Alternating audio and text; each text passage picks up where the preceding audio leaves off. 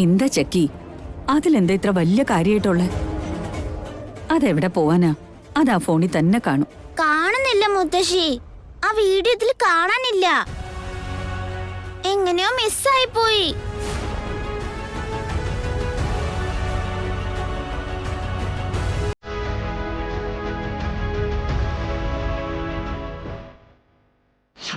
ഇനി ഒന്നും പറയണ്ട, ഞാൻ പറയുന്നത് കേട്ടാ മതി.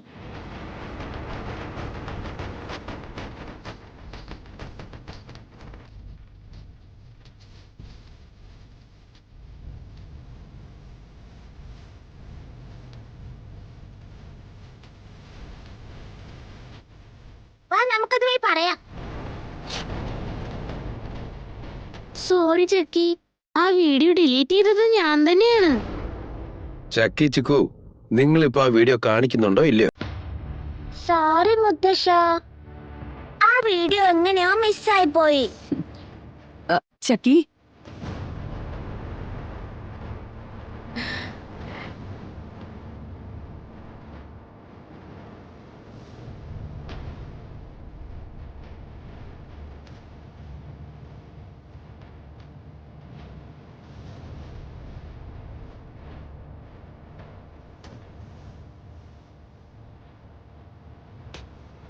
ഐ ആം വെരി സോറി ചക്കി. എന്തിനാ ചിക്കു? ആ വീഡിയോ എല്ലാരെയും കാണിക്കുന്നത് എനിക്ക് തീരെ ഇഷ്ടമില്ല. അതുകൊണ്ടാ ഞാൻ തന്നെ അത് ഡിലീറ്റ് ചെയ്തത്. എന്താ, നീ തന്നെ ഡിലീറ്റ് ചെയ്തെന്നോ?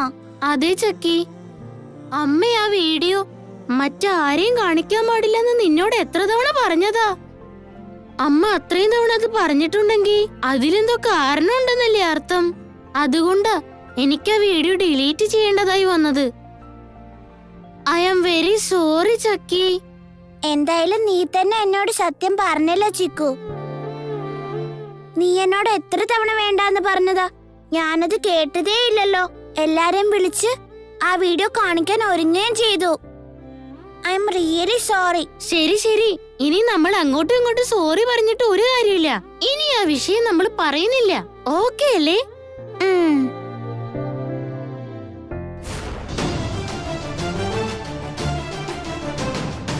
ചിക്കു, നിനക്ക് നിന്റെ അമ്മയോട് വാക്ക് പാലിക്കണം. പക്ഷെ നിന്റെ അമ്മയ്ക്ക് നിന്നോട് ഒരു സ്നേഹവും ഇല്ല. നിന്റെ അമ്മ നിന്നെ പറ്റിക്കുകയാണ്. ഇതില് സത്യം എന്തായാലും കണ്ടുപിടിക്കണം. എനിക്കിത് തെളിയിച്ചേ പറ്റൂ.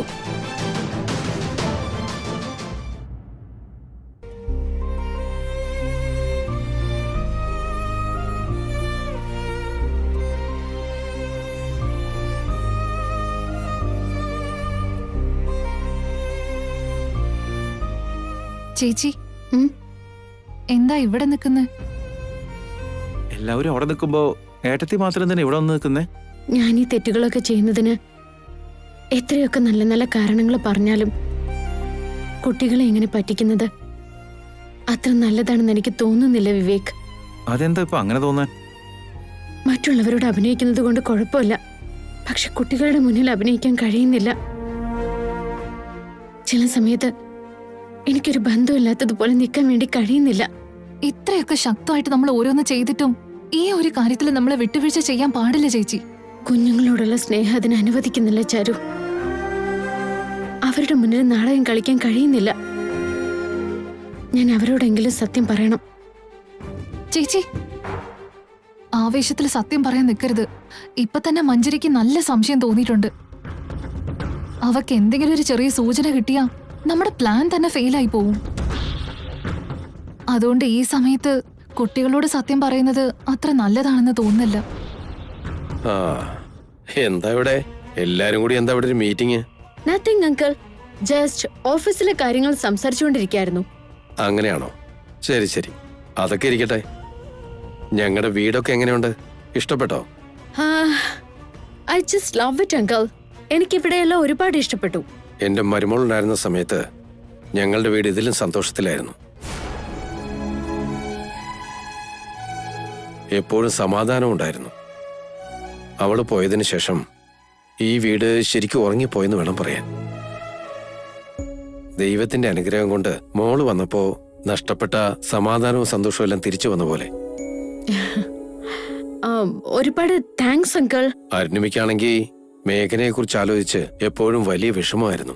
ഇപ്പൊ ആ സന്തോഷമെല്ലാം തിരിച്ചു കിട്ടിയതുപോലെയായി.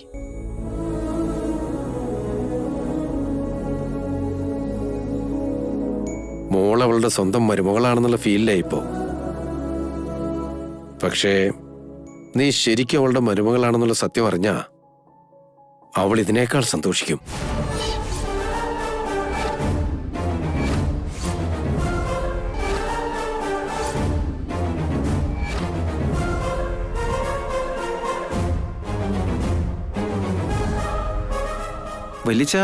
വല്യച്ഛനിത് എന്തൊക്കെയാ പറയുന്നേ? ഇത് മരുമകളാണെന്ന് സത്യം പറയാനോ? സംയുക്തയോട് വല്യച്ഛൻ എന്തൊക്കെയാ പറയുന്നേ? മുല്ലപ്പൂവിന് ചുവന്ന പെയിന്റ് അടിച്ചു എന്ന് കരുതി അതൊരിക്കലും റോസാപ്പൂ ആകില്ലല്ലോ. അതിന്റെ സുഗന്ധം ആർക്കും മനസ്സിലാകാതിരിക്കുമെന്ന് കരുതുന്നുണ്ടോ? മേഘനെ അവളുടെ വേഷവും ഭാഷയൊക്കെ മാറ്റിയിട്ട് വന്നാൽ മേഘനെ എനിക്ക് മനസ്സിലാവില്ലെന്നാണോ നിങ്ങൾ കരുതിയത്?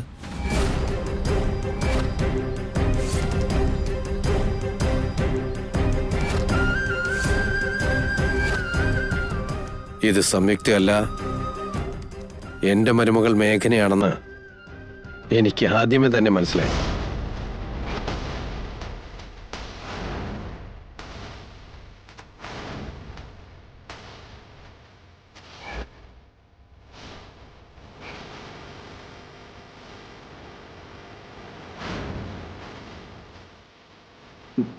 വല്യച്ഛ, അത് പിന്നെ അത് എങ്ങനെയാ? അത് മാഡം, ദാറ്റ്സ് ഓക്കേ, ഞാൻ എടുത്തോളാം.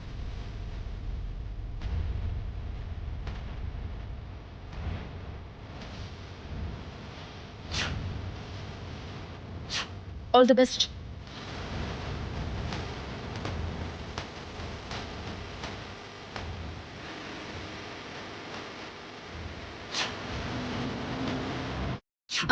നിങ്ങളുടെ മരുമകളുടെ രൂപം എനിക്കുണ്ട്. അതുകൊണ്ട് നിങ്ങൾക്ക് എന്നെ മരുമകളായിട്ട് കാണാമല്ലോ. ചാരുവിനോട് നീ ചേച്ചിന്ന് വിളിക്കാൻ പറഞ്ഞു. അരുണിമയോട് മരുമോളായി കണ്ടോളാനും പറഞ്ഞു. കുട്ടികളോട് അമ്മയെന്ന് വിളിക്കാനും പറഞ്ഞു. ഇപ്പൊ ഇവിടെ വെച്ച് നിങ്ങൾ പറഞ്ഞ കാര്യങ്ങളെല്ലാം ഞാൻ കേട്ടു. എനിക്ക് ആദ്യമേ ഡൗട്ട് തോന്നിയതാ.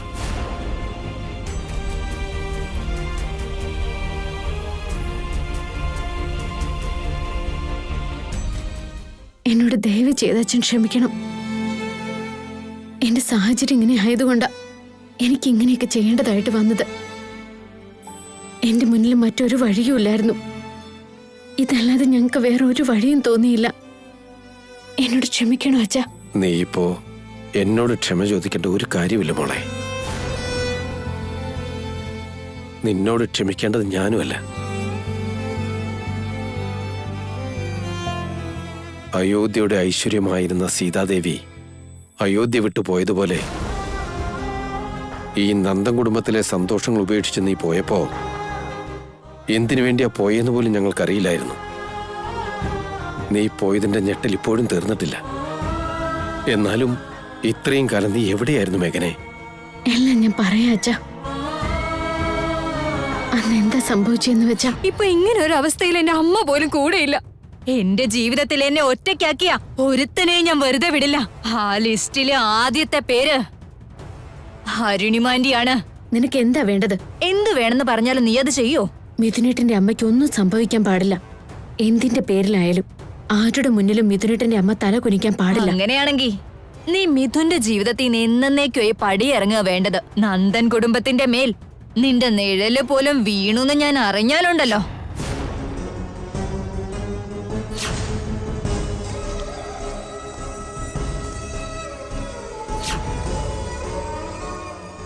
ഇന്നലെ രാത്രി മംഗലാപുരത്തു നിന്നും ചാലക്കുടിയിലേക്ക് പുറപ്പെട്ട അവസാന ബസ് മാർഗമധ്യേ കൊക്കയിലേക്ക് മറിഞ്ഞിരിക്കുകയാണ്.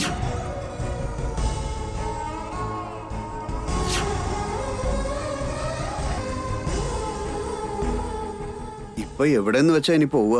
നിനക്കിഷ്ടമുള്ളിടത്തോളം ഇവിടെ തന്നെ നിന്നോ. അർജുൻ, അപകടത്തിൽപ്പെട്ട നിന്നെ ജീവനോടെ എനിക്ക് തിരികെ നൽകിയത് ഈ പെൺകുട്ടിയാണ് മോനെ. എന്റെ ജീവിതം കാത്ത് നിന്നെ അനാഥയായി ഞാൻ എങ്ങോട്ടും പറഞ്ഞേക്കില്ല. ഞങ്ങളുടെ കുടുംബത്തിലെ ഒരു അംഗമായിട്ട് ഇങ്ങനെയൊക്കെയാണ് അച്ഛാ സംഭവിച്ചത്. നിന്നോട് ഇത്രയെല്ലാം ക്രൂരത കാണിച്ചതിന്റെ പാപമായിരിക്കും ഈശ്വരൻ ഞങ്ങളോട് ഇതുവരെ ക്ഷമിക്കാത്തത്. അയ്യോ, അങ്ങനെയൊന്നും ഒരിക്കലും പറയരുത് അച്ഛാ. ഇതില് നിങ്ങളുടെ ആരുടെ ഒരു തെറ്റുമില്ല. ഇതെല്ലാം എന്റെ വിധിയാണ് അച്ഛാ, അത്രേ ഉള്ളൂ. ആ വിധി പോലും നിന്നോട് എത്ര ക്രൂരമായിട്ടാ പെരുമാറിയത്. എന്തൊക്കെ പരീക്ഷണങ്ങളാ നീ നേരിട്ടത്. എന്നാലും ഇത്രയും കാലം നീ ഇതെല്ലാം ഒറ്റയ്ക്ക് അനുഭവിക്കേണ്ടി വന്നില്ല മോളെ. ഞാൻ ഒറ്റയ്ക്കാണെന്ന് ആര് പറഞ്ഞു അച്ഛാ? മിഥുനേട്ടൻ ഒരു കുഞ്ഞിന്റെ രൂപത്തിൽ എന്റെ കൂടെ തന്നെ ഉണ്ടായിരുന്നില്ലേ?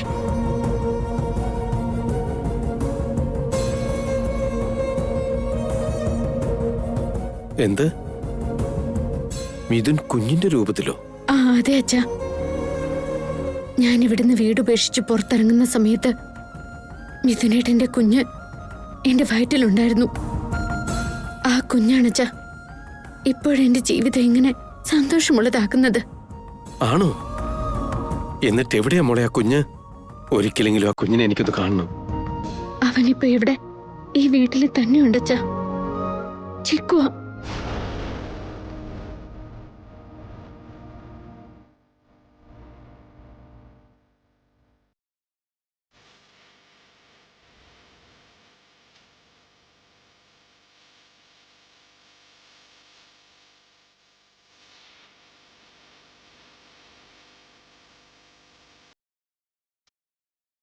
എന്താ പറഞ്ഞേ? ചിക്കു എന്റെ കൊച്ചുമോനാണോ? നമ്മുടെ മിഥുന്റെ ചോര തന്നെയാണോ മോളെ ചിക്കുമോൻ? അതെ അച്ഛാ.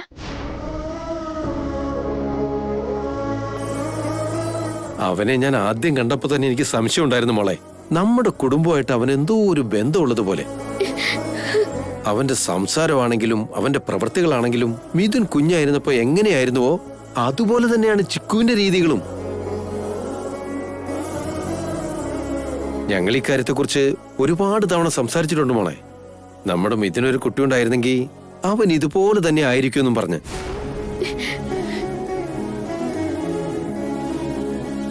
എന്തായാലും ചിക്കുവിന്റെ കൊച്ചുമോനാണെന്ന് അറിഞ്ഞപ്പോ എനിക്കതെന്റെ മനസ്സിൽ അങ്ങോട്ട് വെച്ചോണ്ടിരിക്കാൻ പറ്റുന്നില്ല മോളെ. എത്രയും പെട്ടെന്ന് ഈ കാര്യം ഞാൻ അരുണിമയോട് പോയി പറയട്ടെ. അയ്യോ അച്ഛാ, ഇക്കാര്യം ഇപ്പൊ ഇവിടെയുള്ള ആരോടും പറയരുത്. അതെന്തുകൊണ്ടാ മോളെ? ഞാൻ എന്ത് ലക്ഷ്യത്തിന് വേണ്ടിയാണോ ഇങ്ങോട്ടേക്ക് വന്നത് ആ ജോലി എത്രയും പെട്ടെന്ന് തന്നെ എനിക്ക് തീർക്കണം. അത് കഴിയുന്നത് വരെ ഈ കാര്യമൊന്നും ആരും അറിയാൻ പാടില്ല അച്ഛാ.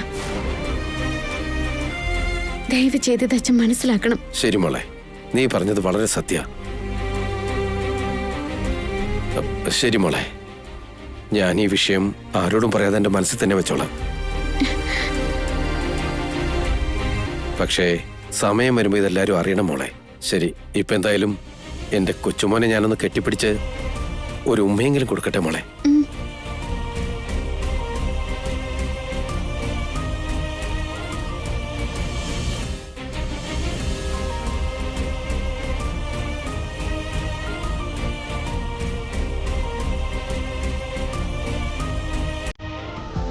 ചിക്കു, ചിക്കു,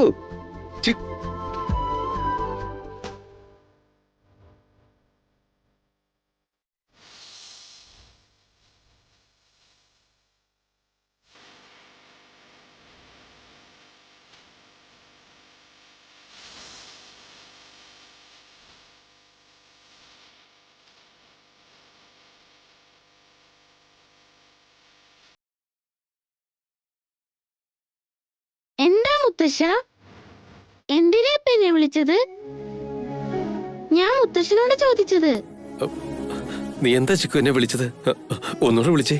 മുത്തശ്ശാണ്.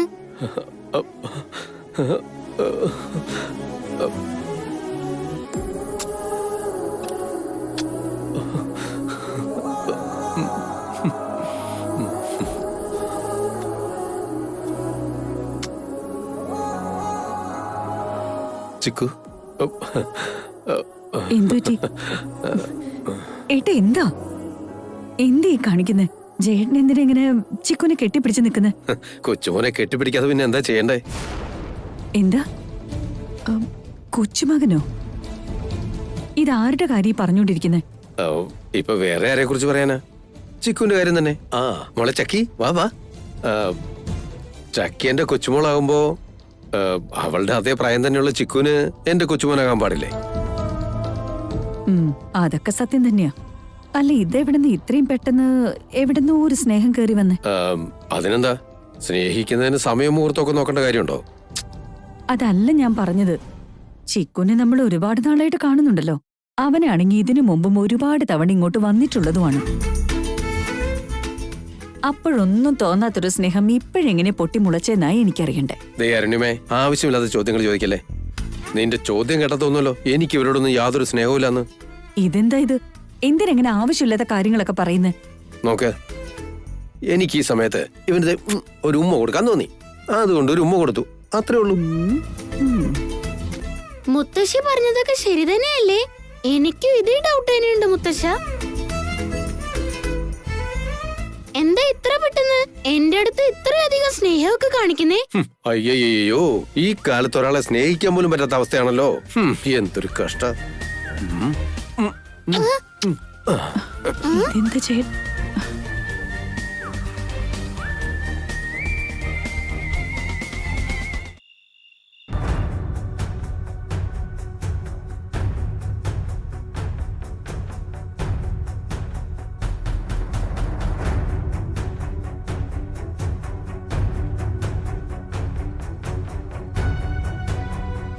അത്ര പ്രധാനപ്പെട്ടതൊന്നുമല്ല. ഇവിടെ ഉണ്ടായിരുന്ന ഒരു മേഘനയ്ക്കൊരു വീഡിയോ വലിയ ഇഷ്ടമായിരുന്നു. ആ വീഡിയോയിലെ പ്രധാനപ്പെട്ട കാര്യം ഇവിടുള്ള അരുണിമാൻറ്റി എന്റെ അമ്മയെ ആക്സിഡന്റ് ആക്കുന്നത് ക്ലിയർ കട്ടായി തന്നെ കാണിച്ചിട്ടുണ്ട്. ആ വീഡിയോ ഞാൻ ഇതുവരെ ഡിലീറ്റ് ഒന്നും ചെയ്യാതെ എന്റെ കയ്യിൽ ഭദ്രമായി സൂക്ഷിച്ചു വെച്ചിട്ടുണ്ട്. ഞാൻ ഇതുവരെ അത് പുറത്തും വിട്ടിട്ടില്ല. പക്ഷേ ഇപ്പൊ ഞാൻ ആലോചിക്കുമായിരുന്നു ആ വീഡിയോ ഒന്ന് പുറത്തു വിട്ടാലോന്ന്.